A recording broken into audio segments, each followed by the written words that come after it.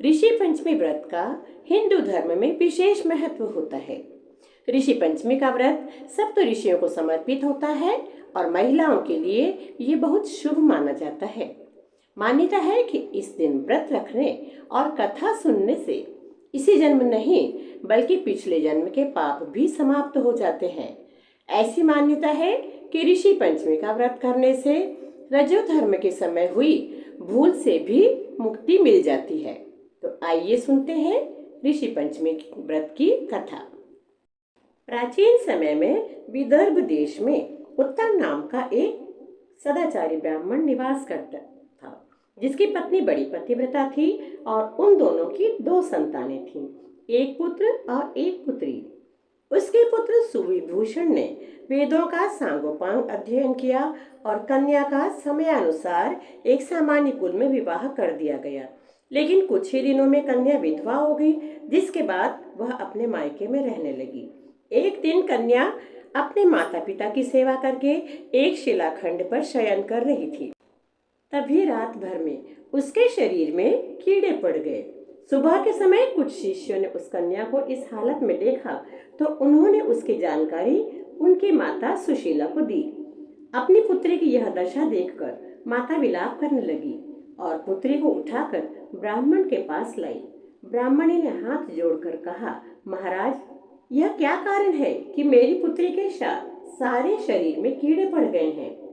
तब ब्राह्मण ने ध्यान करके देखा तो पता चला कि उसकी पुत्री ने 7 जन्म पहले रजस्वला होते हुए भी घर के तमाम बर्तन, भोजन सामग्री आदि को छू लिया था और ऋषि पंचमी का व्रत कहीं कुछ स्त्रियां कर रही थीं। वहां पहुंचने पर उस व्रत को भी अपमान के साथ देखा। अतः ऋषि पंचमी के व्रत का अनादर करना और रजस्वला होते हुए भी घर के समस्त साधनों को छूना और समस्त कार्य करना, इसी कारण इस पुत्री के शरीर में कीड़े पड़ गए हैं। क्योंकि रजस्वला स्त्री का पहला दिन चांडालिनी के बराबर, दूसरा दिन ब्रह्मघातिनी के बराबर, तीसरा दिन धोबिन के समान होता है। ब्राह्मण ने बताया। कन्या ने ऋषि पंचमी व्रत के दर्शन अपमान के साथ किए थे, जिससे उसके शरीर में कीड़े पड़ गए हैं। तब सुशीला ने हाथ जोड़कर कहा, महाराज, ऐसे उत्तम व्रत को आप विधि के साथ वर्णन कीजिए, जिससे सभी प्राणी इस व्रत का लाभ उठा सकें। ब्राह्मण बोले, भादव मास की शुक्ल पक्ष की पंचमी को यह व्रत धारण किया जाता है। इस दिन पवित्र नदी में स्नान कर व्रत धारण करके अपराह्न सप्त ऋषियों का पूजन करना चाहिए। भूमि को शुद्ध गौ के गोबर से लीपने के बाद उस पर अष्टकमल दल बनाकर नीचे लिखे सप्त ऋषियों की स्थापना कर प्रार्थना करनी चाहिए। इस पूजा में महर्षि कश्यप, अत्रि, भारद्वाज, विश्वामित्र, गौतम, जमदग्नि, वशिष्ठ इस प्रकार सप्त ऋषियों की मूर्ति की स्थापना कर आचमन, स्नान, चंदन, फूल, धूप, दीप, नैवेद्य आदि से पूजन कर व्रत की सफलता की कामना करनी चाहिए।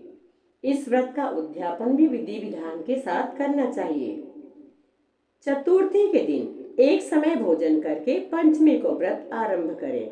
सुबह नदी में स्नान कर गोबर से लीप कर सर्वतोभद्र चक्र बनाकर उस पर कलश स्थापित करें। कलश के कंठ में नया वस्त्र बांधकर पूजा सामग्री एकत्र कर अष्टकमल दल पर सप्त ऋषियों की सुवर्ण प्रतिमा स्थापित करें। इसके बाद षोडशोपचार से पूजन कर इसकी कथा का श्रवण करें।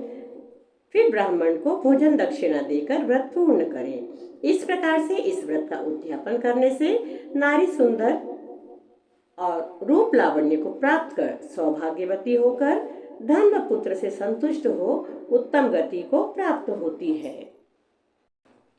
ब्राह्मणी ने हाथ जोड़कर कहा, महाराज, मैं अपनी पुत्री को ऋषि पंचमी का यह व्रत विधि विधान के साथ अवश्य ही कराऊंगी। ब्राह्मणी कन्या भी अपने पिता की इन बातों को ध्यान से सुन रही थी। उसने भी मन ही मन संकल्प लिया कि मैं ऋषि पंचमी का व्रत पूरे विधि विधान के साथ करूंगी। इस प्रकार माता पिता ने अपनी पुत्री का उपचार किया।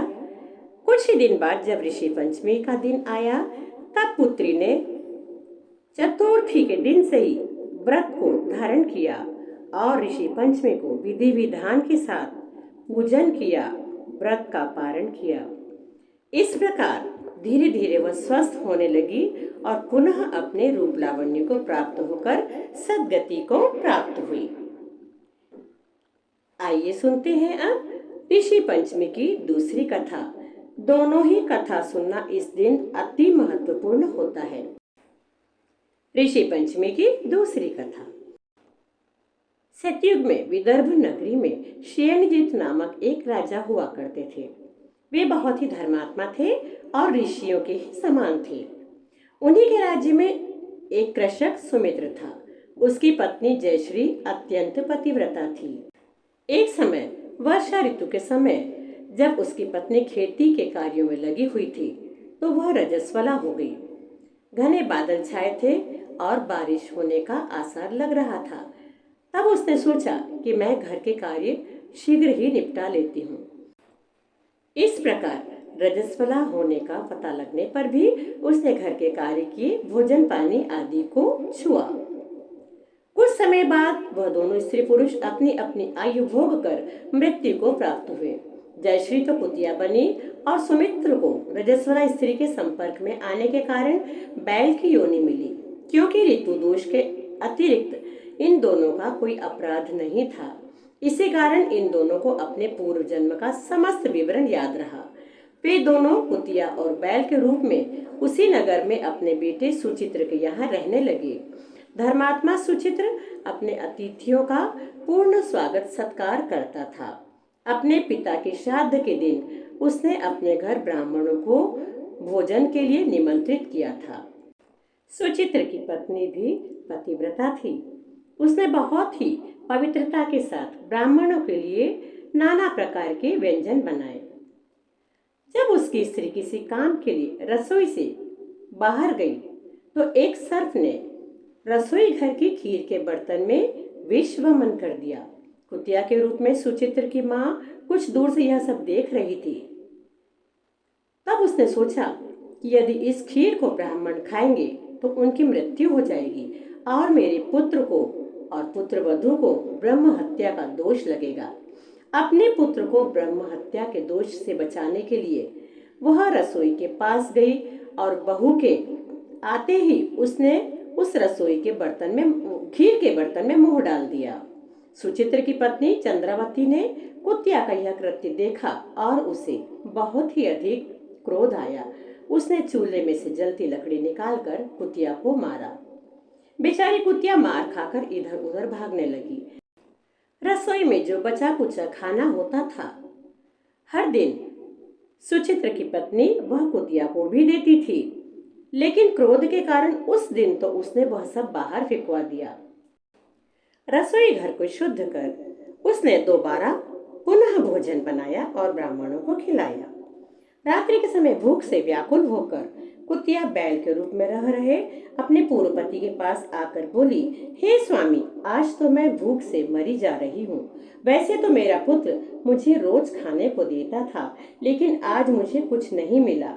सांप के विष वाले खीर के बर्तन को अनेक ब्रह्म हत्या के भय से छूकर मैंने उसके न खाने योग्य कर दिया था। इसी कारण बहू ने मुझे मारा और खाने को भी कुछ नहीं दिया। तब वह बैल बोला, हे भद्रे, तेरे पापों के कारण तो मैं भी इस योनि में आ पड़ा हूँ और आज बोझा ढोते ढोते मेरी कमर टूट गई है। आज मैं भी खेत में दिन भर हल में जुता रहा। मेरे पुत्र ने आज मुझे भी भोजन नहीं दिया और मुझे मारा भी बहुत। मुझे इस प्रकार कष्ट देकर उसने इस श्राद्ध को निष्फल कर दिया। अपने माता पिता की इन बातों को सुचित्र सुन रहा था। उसने उसी समय दोनों को भरपेट भोजन कराया और उनके दुख से दुखी होकर वन की ओर चला गया। वन में जाकर उसने ऋषियों से पूछा कि मेरे माता पिता किन कर्मों के कारण इन नीची योनियों को प्राप्त हुए हैं और अब किस प्रकार से उनको इससे छुटकारा मिल सकता है। तब सर्वतमा ऋषि बोले, तुम इनकी मुक्ति के लिए पत्नी सहित ऋषि पंचमी का व्रत धारण करो तथा उसका फल अपने माता पिता को दो। भाद्रपद महीने की शुक्ल पक्ष में ऋषि पंचमी आने पर मुख शुद्ध करके मध्याह्न में नदी के पवित्र जल में स्नान करना और नए रेशमी कपड़े पहनकर अरुंधति सहित सप्त ऋषियों का पूजन करना। इतना सुनकर सुचित्र अपने घर लौट आया और विधि विधान से ऋषि पंचमी आने पर उसने व्रत को धारण किया। विधि विधान से व्रत पूर्ण किया, कथा सुनी, ब्राह्मणों को भोजन दक्षिणा आदि देकर इस व्रत का पुण्य फल उसने अपने माता पिता को दिया। उसके पुण्य से माता पिता दोनों पशु योनियों से छूट गए और उन्हें सद्गति प्राप्त हुई। इस प्रकार जो भी महिला ऋषि पंचमी के इस महान व्रत को विधि विधान के साथ संपन्न करती है तो उसे अपने पूर्व जन्म के पापों से भी छुटकारा मिलता है और मुक्ति होती है तथा उसके स्पर्श या संगत के कारण परिवार के अन्य सदस्यों को लगने वाले पाप से उन्हें भी दोष मुक्ति मिल जाती है। इस प्रकार यह ऋषि पंचमी का व्रत हमें अवश्य ही करने चाहिए और इसकी संपूर्ण कथा का श्रवण भी करना चाहिए। सप्त ऋषियों की जय।